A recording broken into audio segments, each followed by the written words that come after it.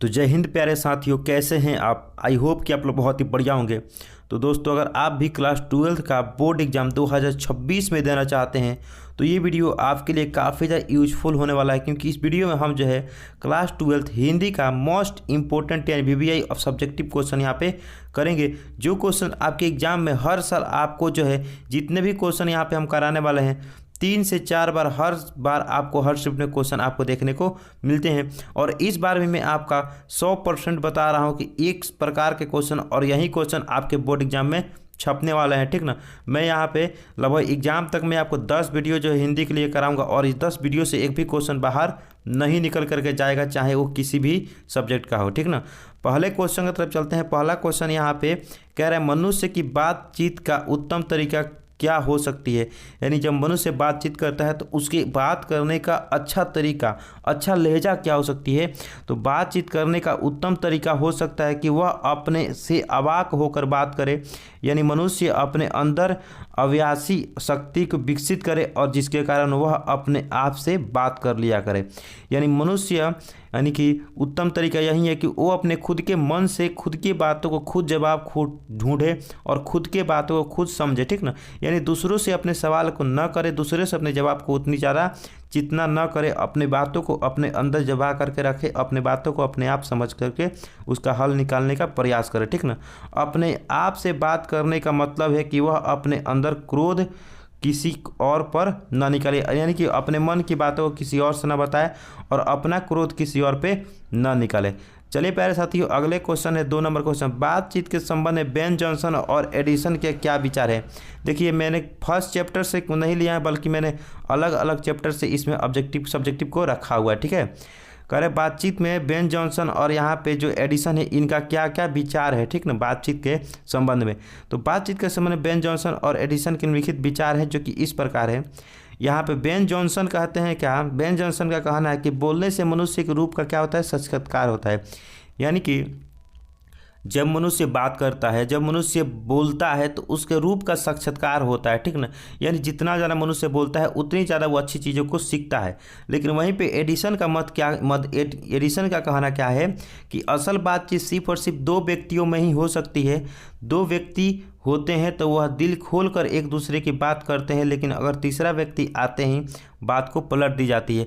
यानी कि कोई भी बात हो प्यारे बच्चों, वो 2 लोगों में होती है तो वो काफ़ी वो बात कहा जाता है, लेकिन वही बात अगर 3 लोग 4 लोग जान जाते हैं तो बात बतकही बन जाती है, ठीक ना।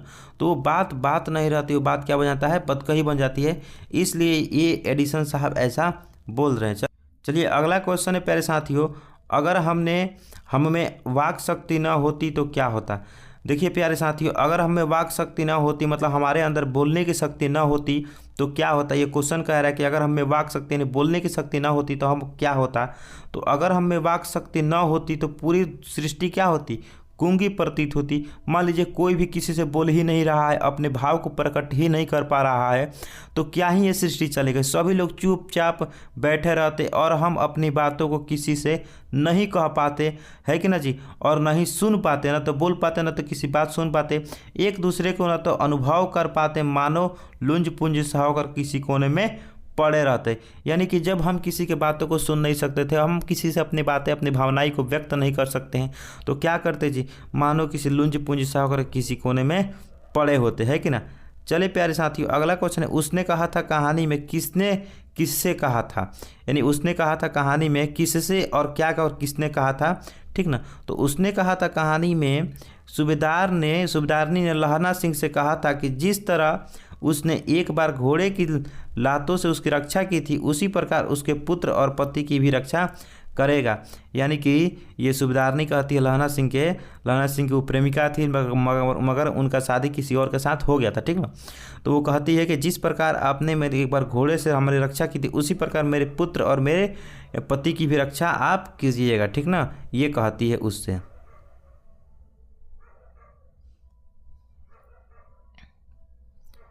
चलिए प्यारे साथियों, अगले क्वेश्चन की तरफ चलते हैं। अगला क्वेश्चन यहाँ पे, प्रातः काल का नभ कैसा था। यानी कि प्रातः काल का नभ जो था वो बिल्कुल नीले राख के समान था, स्वच्छ था। उसकी नीलिमा के बीच आने वाला उजाला हल्के रूप से झांकता सा नजर आता है। प्रातः काल का कि उस बेला में आकाश नीले राख के सा दिखाई देता है। यानी प्रातः काल के समय जो है वो आकाश कैसा दिखाई देता है, पूरे तरीके से एकदम नीला दिखाई देता है। आप भी महसूस किए होंगे, आप भी देखे होंगे, प्रातः काल का नभ जो होता है एकदम नीले राख के समान होता है, ठीक है, नीलिमा लिए हुए दिखाई पड़ता है, ठीक है। चलिए प्यारे साथियों, अगला क्वेश्चन यहाँ पे, मानव और सिपाही के एक दूसरे को क्यों मारना चाहते हैं। देखिए प्यारे बच्चों, मानव और सिपाही एक दूसरे को इस वजह से मारना चाहते हैं ना, क्योंकि मानव जो है ना वो किसी और देश का सिपाही है और सिपाही भी क्या है, किसी और देश का यहाँ पे सिपाही है। मानव और सिपाही एक दूसरे के लिए इसलिए मारना चाहते हैं क्योंकि वह दोनों अलग अलग देश के सिपाही थे। मतलब एक सरहद पार दूसरा सिपाही और दूसरे देश का एक सिपाही था, वह एक दूसरे को दुश्मन हुए, इसीलिए वह एक दूसरे को क्या करना चाहते हैं जी, मारना चाहते हैं। मान लीजिए इंडिया का मानव हो गया और पाकिस्तान का क्या हो गया जी, सिपाही हो गया, तो एक दूसरे का दुश्मन हुए, इस वजह से एक दूसरे को मारना चाहते हैं। चलिए प्यारे साथियों, अगला क्वेश्चन है क्या, कवित्री स्वयं को असहाय और बेबस क्यों महसूस मानती है या फिर क्यों महसूस करती है। देखिए कवित्री स्वयं को असहाय और बेबस इसलिए कहती है क्योंकि जो उसका पुत्र था खिलौना, उसी के साथ वह खेलती थी, उसी के साथ वह जीवन मात्र सहारा उसका बचा हुआ था। मात्र उसका सहारा कौन था, उसका पुत्र ही था, ठीक ना। कवित्री का मात्र उसका सहारा कौन था, उसका पुत्र था, जिसकी मृत्यु अचानक हो जाती है। अचानक उसके पुत्र की जो था मृत्यु हो जाती है, तो घर में अकेले पड़ जाने के कारण कवित्री जो है स्वयं को असहाय और बेबस महसूस करती है, या फिर वह खुद को महसूस करती है, मानती है कि मैं क्या हो चुकी हूँ, अब अकेली हो चुकी हूँ, ठीक है। चलिए प्यारे साथियों, अगला क्वेश्चन की तरफ चलते हैं। करेगा हार जीत कविता में सड़कों को क्यों सींचा जा रहा था। देखिए हार जीत कविता में सड़कों को इस वजह से सींचा जा रहा था कि सीता ऐसे मतलब सीता नहीं होगा बल्कि सींचा होगा, ठीक ना।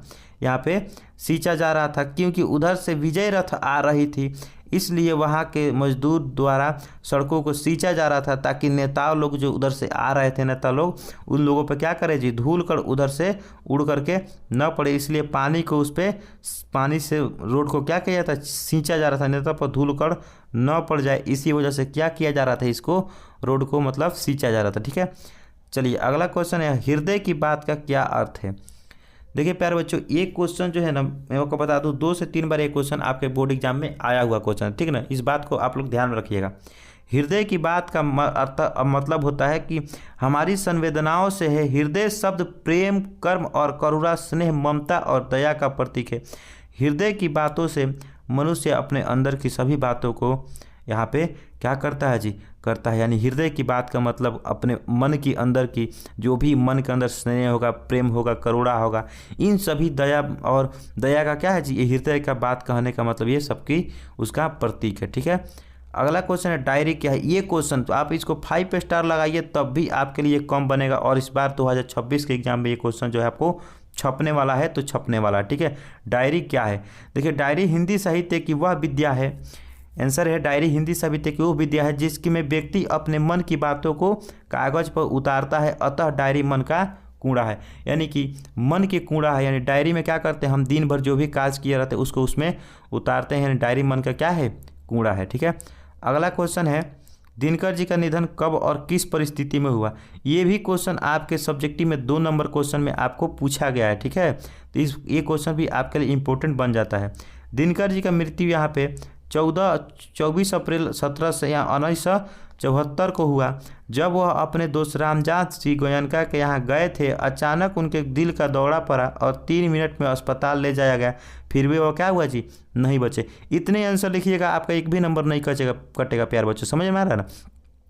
यानी कि क्या हुआ था, उनकी मृत्यु कब हुई, तो 24 अप्रैल 1974 को हुआ, जब वो अपने दोस्त रामदास की गोयनका के यहाँ गए थे तो उनको अचानक दिल का दौरा पड़ा और 3 मिनट में अस्पताल ले जाया गया, जिसकी वजह से भी वो नहीं बचे। तो चले प्यारे साथियों, हमने इस वीडियो में जितने भी आपको यहाँ पे ऑब्जेक्टिव, हमने सब्जेक्टिव यहाँ पे जितने भी कराया है, ये सारे के सारे सब्जेक्टिव आपके लिए जो है आपके लिए रामबाण साबित होंगे आपके एग्जाम के लिए, ठीक ना।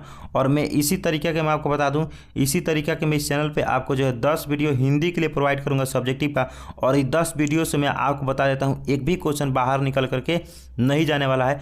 आप यहाँ पे वीडियो देखिए और 100% आप एग्जाम दे करके आइएगा, और आप हमारे वीडियो से आप क्वेश्चन को मैच कर लीजिएगा और उसके बाद बताइएगा कीजिए कि सर कितना मिला कितना नहीं मिला। और मैं आपको बता दूँ 100% क्वेश्चन यहीं से छपने वाला है, तो यहीं से छपने वाला है, इसलिए वीडियो को लाइक जरूर कीजिएगा और चैनल को सब्सक्राइब करना मत भूलिएगा।